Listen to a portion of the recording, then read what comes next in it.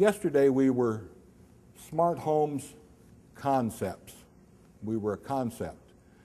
We changed last night to smart homes of the Black Hills. So we're real now. We're no longer a concept. This is what we intend to do, and we presented our plans to the city planning department. Now we'll find out what's wrong with them and we'll fix them. We bill ourselves, you're getting ahead of me, Dan, we bill ourselves as smart certified homes for anyone, knowing that everyone won't buy them. There's just a certain segment of the market that's going to be interested in this. We're not certain who that is yet. We won't know until we get some traction and build some homes and see if they work. The people at Growth Management think we need to go out and have a market survey to see if there's a market for these homes or not. We've kind of been having a market survey the last 3 months. I'm not certain, but we've visited with a lot of realtors, we've visited with a lot of appraisers, bankers, builders. There seems to be some interest in this, so I don't know that I'm going to spend the $3,800 that Robert Sharp wants to have for a marketing survey. So I think we're just going to try to build a couple of them and see if they sell. But I'm looking for some people to work with me on that, and we'll see how that turns out. Okay, we're ready to move on. Oh, no, go back. We are, Smart Homes of the Black Hills is the first member in the United States of the Smart Building Council. And we made that announcement last night over there. And there's a whole company that's doing all that. All the people I just introduced to you are on the volunteer steering committee for that organization. We hope it gains some traction, and we hope it brings some new jobs to Rapid City. Now we're ready to go. We think that the future is here and now when it comes to housing. We need to look and see what do you think the homes of the future are going to look like? Well, nobody knows for sure. Next. But one thing we know for sure is houses are going to be different. We can't afford the same kind of things that we've been doing in the past. Houses have been too expensive, they've been too big, well, for some people they're okay, if you can afford them. But we've been matching up people that can't afford big houses with people that can, and vice versa. So we have to be careful and market to the right segments. Some people will want little houses that are expensive. Some people will want little houses that are inexpensive. And we need to be sure that we have both available. Nobody knows what the houses of the future look like. Go ahead. One thing we know for sure is we're going to have to find ways to do more with less. We're running out of land all over the world. We're running out of resources. We're running out of materials. Everybody, in Europe and in Japan, where they ran out of things, they've been living in small houses a long time. We don't, people say, well, we don't have to worry about that in South Dakota. Well, that's true. There's lots of land, but why waste it? Why not leave it the way the land is and only use what we need to use?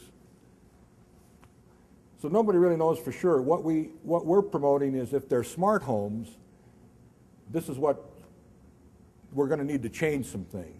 And this is what our vision is, or my vision is, for how the homes will change. These are our goals. First of all, we want to reduce the square footage that the city requires for homes. They require 6,500 square foot for a single family home. If we're building 800 square foot houses, why do we need a 6,500 square foot lot? Let's leave that right there. Go on. We want to use zero lot line subdivision concepts, which is, I've lived in the Woodridge Homeowners Association for 100 years. See, I exaggerate. I'm not that old. How long we live there, honey? 20 or 30. 20, it feels like 100 years sometimes. We put new siding on the house this summer. It cost more to re-side it than the whole house did when we built it. Jim Steele built it for us 20 years ago. So things are changing fast, okay? But that hasn't changed. We have had zero lot line subdivisions in Rapid City for a long time. My townhouse has no land, it's just the lot that's underneath the house. That's how we propose to do these new houses. As much land as you can own, so you don't have to pay for more than you own. The rest of it's commons area in our development, and I'll go through some of that at the end of our meeting. So we use zero lot line technology. We allow for more natural landscapes that are sustainable and save water. We need to start saving water. So why do we put grass around our houses and water and cut it? It costs too much. Our homeowners association is out of money.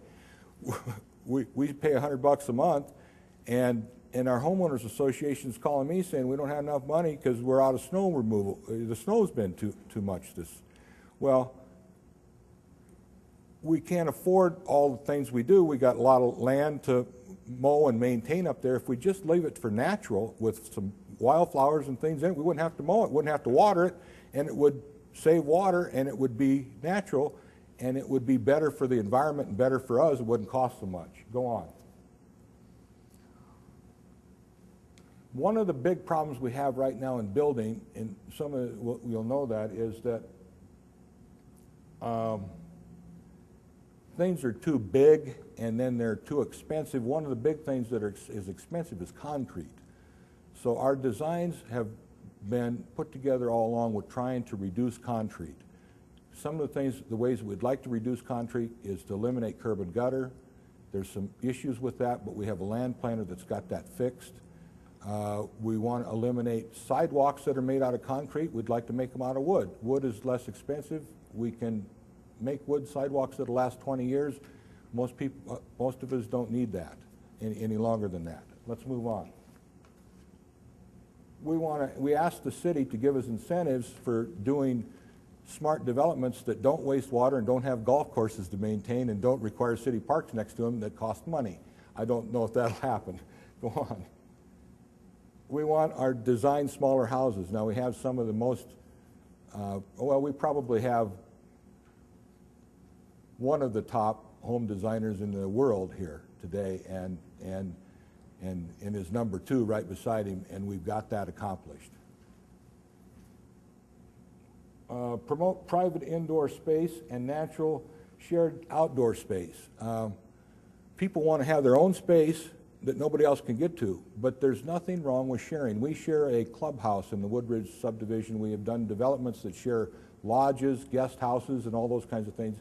It's a smart concept so that you don't have to own a bedroom that nobody uses except for once a year when somebody comes to visit. Encourage or create incentives for smart home buyer financing. Financing is the biggest issue right now. People that want to buy a home, if it's not a government home right now, if they're not relying on the government for their down payment and making their payments, they have to come up with 20% down on a home. And then they all think they want a $150,000 home, so they got to come up with $30,000, and nobody ever saves $30,000. So nobody buys any homes. We need to change that. People need to buy $75,000 homes and have to come up with $7,500 on their own rather than getting it from the government. That's a big idea. We may have to take some government money to make this work. So we'll just see. The next generation, if the next generations of homes become smart certified homes, they will be smaller, they'll be more sustainable, they'll be less stressful, they'll be more energy efficient, they'll be high tech. They told me I shouldn't say anything about high tech, but if you're a young person today and you look at an old house and it doesn't have a flat screen TV hookup or an iPod station in it, you won't buy it. So we have to have that. It will employ shared space concepts. We have those.